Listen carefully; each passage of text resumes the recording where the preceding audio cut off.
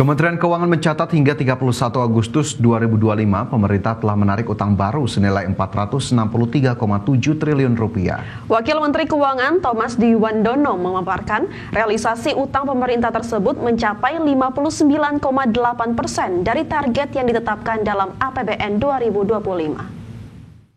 Selain itu, Thomas mengatakan performa lelang surat utang baru atau surat berharga negara tetap terjaga. Capaian tersebut menunjukkan bahwa permintaan investor tetap kuat dan minat asing terjaga tinggi meskipun volatilitas pasar meningkat. Adapun tahun ini, pemerintah menargetkan pembiayaan utang mencapai 775,9 triliun rupiah atau meroket dari 2024 sebesar 556,6 triliun. Pembiayaan utang sebesar 463,7 triliun atau 59,8% dari target APBN. Dan yang kedua adalah pembiayaan non-utang minus 38T atau 23,8% dari APBN. Saya lanjutkan dengan pasar SBN dari segi domestik, lanjut.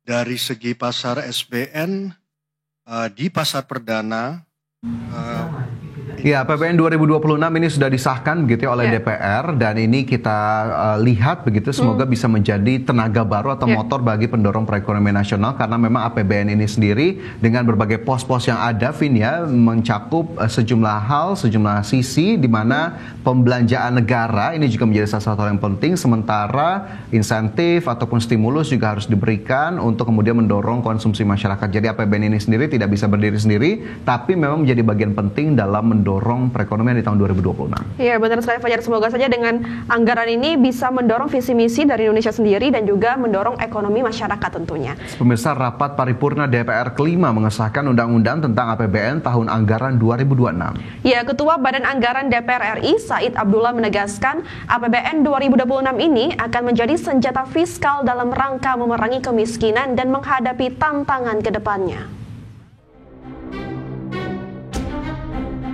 Rapat paripurna DPR kelima mengesahkan undang-undang tentang APBN tahun anggaran 2026.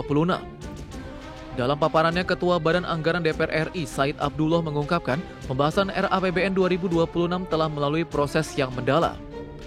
Dalam prosesnya, pembahasan dengan pemerintah terdapat beberapa perubahan alokasi anggaran dari pengajuan awal pemerintah. Said Abdullah menegaskan APBN 2026 ini akan menjadi senjata fiskal dalam rangka memerangi kemiskinan dan menghadapi tantangan ke depannya. APBN 2026 juga menjadi modal penting membalikan keadaan, memulai kebangkitan dan revitalisasi industri nasional. RAPBN 2026 yang kita bahas ini akan menjadi senjata fiskal pemerintah, sekaligus sebagai alat untuk mewujudkan target-target pembangunan jangka pendek dan menengah.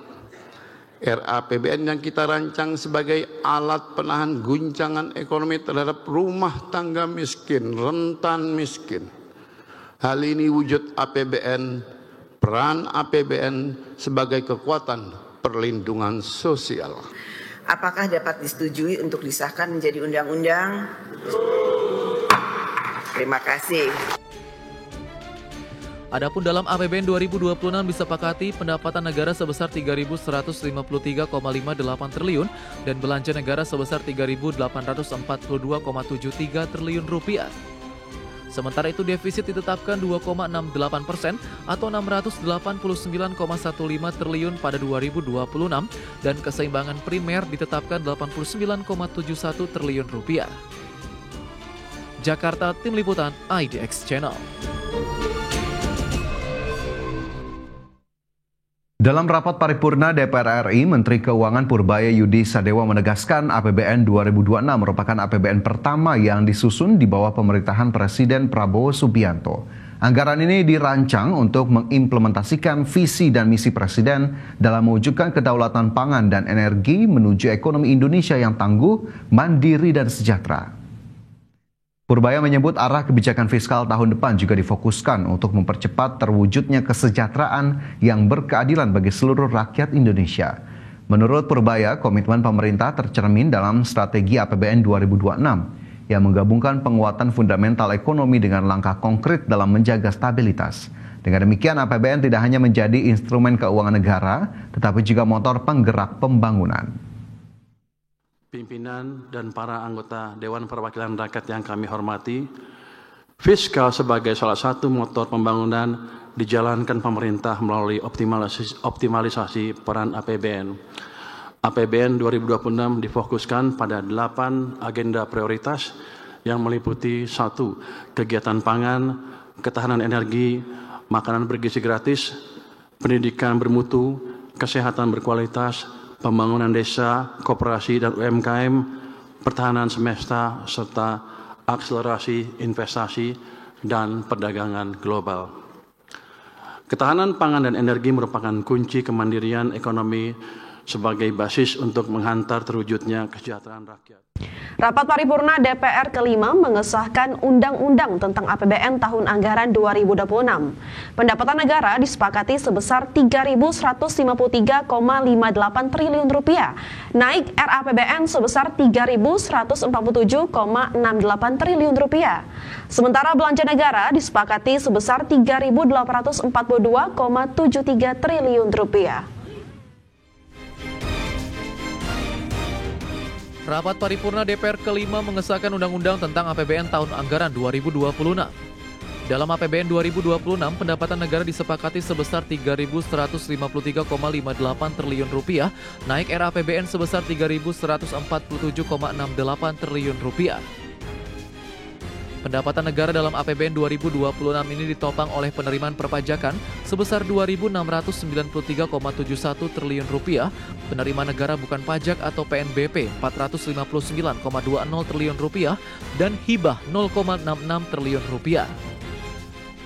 Sementara itu, belanja negara disepakati sebesar Rp3.842,73 triliun, lebih tinggi dari RAPBN sebesar Rp3.786,49 triliun. Sementara itu, defisit ditetapkan 2,68% atau Rp689,15 triliun pada 2026 dan keseimbangan primer ditetapkan Rp89,71 triliun. Pertumbuhan ekonomi dalam APBN 2026 ditetapkan sebesar 5,4%, inflasi 2,5%, nilai tukar rupiah sebesar 16.500 per dolar Amerika, tingkat suku bunga SBN 10 tahun 6,9%, sementara harga minyak mentah ditetapkan sebesar 70 dolar Amerika Serikat per barel. Lifting minyak sebesar 610.000 barel per hari dan lifting gas 984.000 barel per hari. APBN 2026 juga menetapkan tingkat pengangguran terbuka 4,44 hingga 4,96%, tingkat kemiskinan 6,5 hingga 7,5%, dan tingkat kemiskinan ekstrim 0 hingga 0,5%. Jakarta, Tim Liputan IDX Channel.